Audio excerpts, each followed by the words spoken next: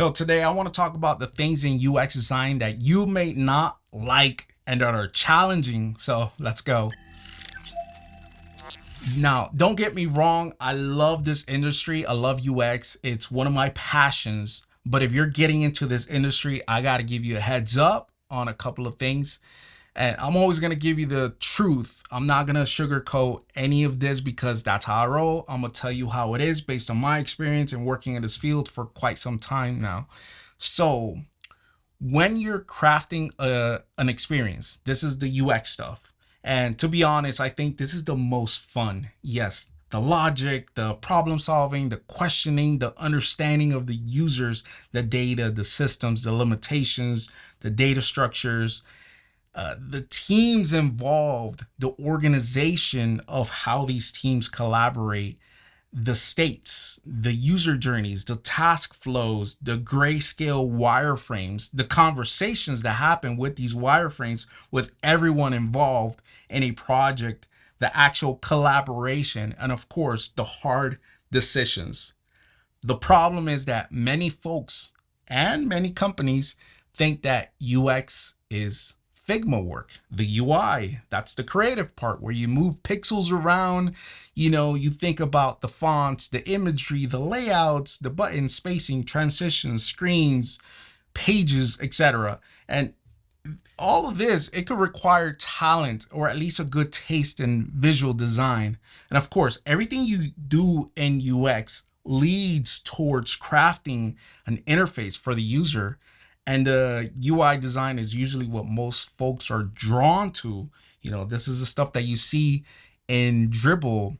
Most people romanticize the idea of being left alone on their computer, simply clicking around on Figma, making beautiful screens. Now, I wish it was that simple. I wish those Dribble designs were the truth and the reality of the work that we do, but it's not like that. You'll love UI design, don't get me wrong, until you deal with the endless feedback loops, dealing with opinions from people who have no base in UX principles, unproductive ideas from non-UX folks, and of course, nonstop meetings because the UX side of the coin wasn't started on a solid foundation.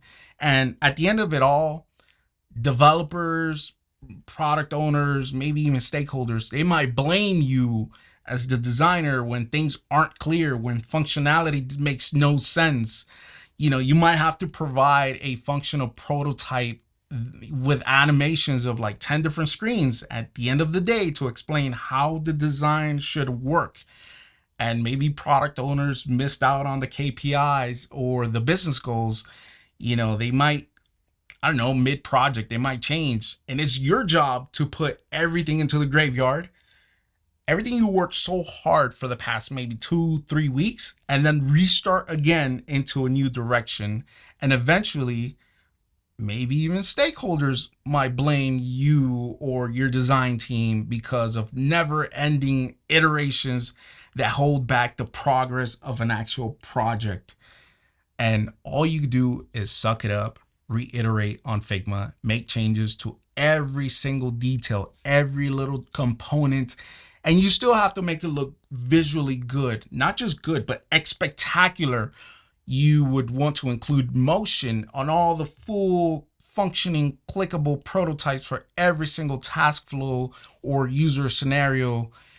And this is not common to receive conflicting advice from different stakeholders. Balancing these different viewpoints can be a real juggling act, especially when you have to go back to the drawing board and redo everything over and over again. A UX design position, it's not about presenting pretty UI. Your role, mostly it's to manage expectations, because as a UX designer, you are the center of this cross collaboration between different teams, different roles, different responsibilities. And yes, it takes that strong mindset to deal with all of this. Welcome to my world. Of course, a lot of this could be avoided if you start with the proper UX process, but it takes experience. It takes a true understanding of how to work collaboratively. Is that how you say it? Collaboratively with others as a team to accomplish success. You know, mastering Figma, that's really not going to help you with this. It does help, in the UI side, but not in overall UX in a career. It's like that's just one part of it. And what you want to do is lead by example, and you want to work really tight with your team. You want to teach the UX process to others, advocating for industry standards and best practices. That I think that's the way to go. And one advice that I would give you is to please learn how to gather clarity from the beginning. Question everything, document, write it all down, and become more proactive in crafting the experience. Don't focus on getting directions from your peers to direct and, like this is how you're going to design. You're going to get feedback from others, but like let's flip that around and let's think of it how you could lead and be the expert UX designer to help solve problems with others. And there you have it, a few of these less glamorous aspects of working in the UX design industry. But despite all these challenges, I would not trade anything for this job. Like the satisfaction of crafting and creating a product that people love to use, that is worth all of this hard work. If you found this video helpful, give it a thumbs up and share it with your fellow UX designers. I have another video on the UX process and the collaborations within teams. Go check that out. I'll link it above here somewhere. And remember, we're all in this together, navigating this exciting world of UX design. I'm going to start offering one-on-one coaching for UX designers who are looking to up their career in this field, or anyone who needs direct help from me. Let me know. Feel free to reach out. Until next time, Enoch Madrid signing out. Peace.